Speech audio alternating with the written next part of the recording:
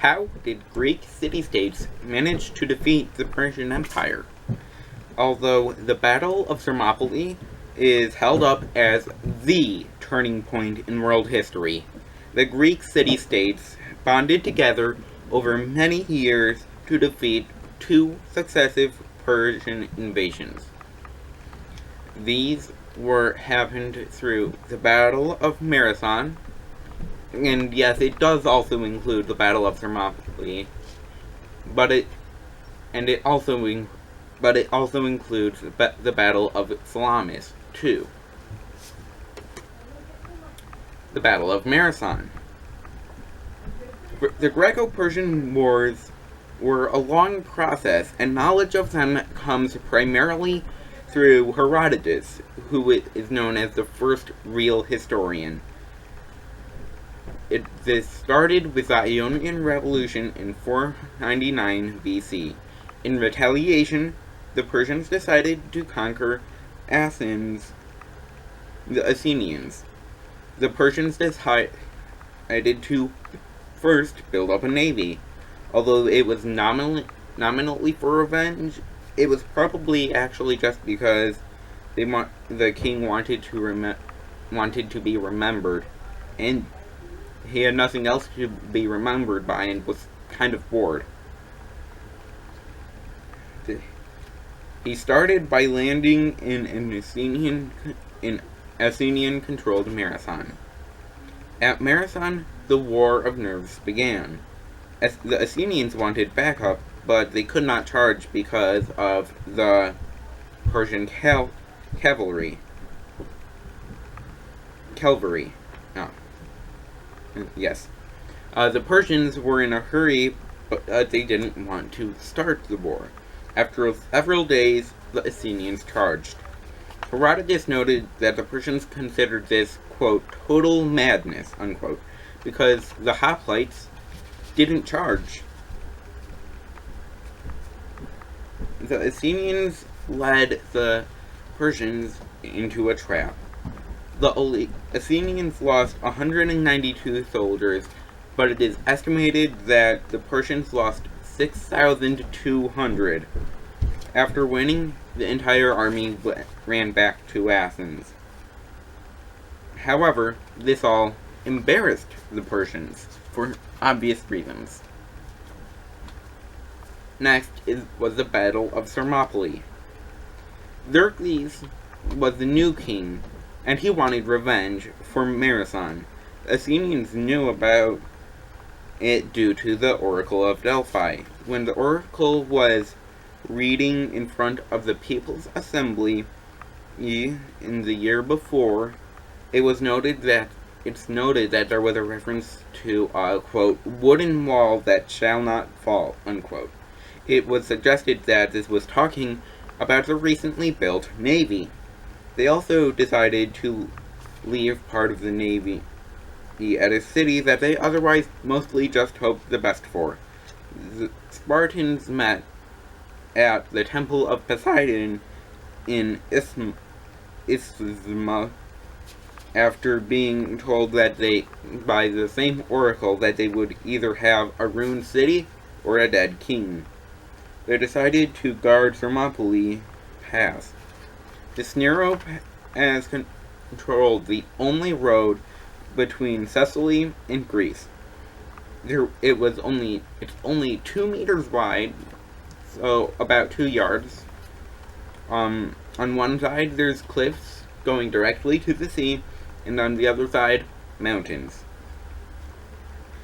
They were commanded by the Spartan king Leonidas. At the same time, navies were battling. Fire signals told Greeks that Xerxes' navy had left. A Persian spy told the Persian army that the pass wasn't well guarded and that the Spartans were preparing for death. Xerxes offered peace terms, but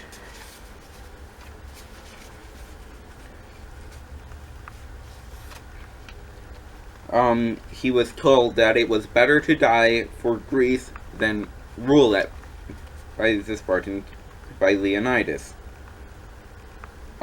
Xerxes then sent 2 waves of soldiers, and both failed to take the pass. Xerxes demanded Leonidas hand over his arms, and he was told to come and take them. Then a Greek spy told Xerxes about the possibility to go around and attack from the rear via a mountain pass. They decided the Spartans knew this was going to happen, but they decided to stay and fight to both slow down the Persian army and to have a king dead instead of a ruined city. It is found that this probably happened on September 17th to 19th, 480 BC. Thebes had surrendered, which had given them a negative light to Herodotus, but at the same time there was another battle happening. This battle was the Battle of Salamis. Athenians insisted to send their fleets to an island opposite their harbor because they didn't trust the Spartans. The island is called Salamis. Other Greeks thought that they shouldn't stay because they would be trapped after a naval defeat. The admirals were still deciding what to do when they heard that the undefended Athens was already under attack. After Thermopylae, Athens lost, and the Athenians were aware of that after the suggestion to evacuate and hope for the best. Themistocles had proposed that, quote, the city shall be entrusted to Athena, Athens' protectress, and to the other gods, all of them, for protection and defense, unquote. The remains of the wall at the Corinthian Isthmus can still be seen, which had been put up to stop the Persian army. Some of the navy immediately fled. However, staying was better. It forced a fight in a shallow, narrow bay. If abandoned, it would have given the Persians what they really needed: a safe harbor. Staying was advantageous for Greece. The idea was rejected until Athenians told everyone else that they would just give up if they didn't. So they sent a spy with false information. Xerxes took the bait. When Persians found they were in a narrow bay without a way to get out, they realized the numbers didn't matter, and Xerxes saw his fleet defeated. This is dated to September 29th, 480 BC. It's thought about half of the fighting ships were destroyed, with many transport ships now not able to be guarded. Many soldiers were sent home. Regardless of this loss, Xerxes felt that he had done enough to avenge the wrongs and to get revenge, but regardless, the innovation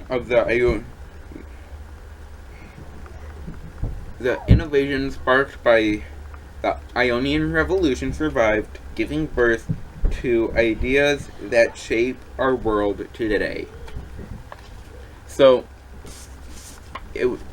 although Thermopylae is regarded as the main turning point in world history, even though it was important and it did make a big impact, it was over many years, including the Battle of Marathon and the Battle of Salamis, too, that impacted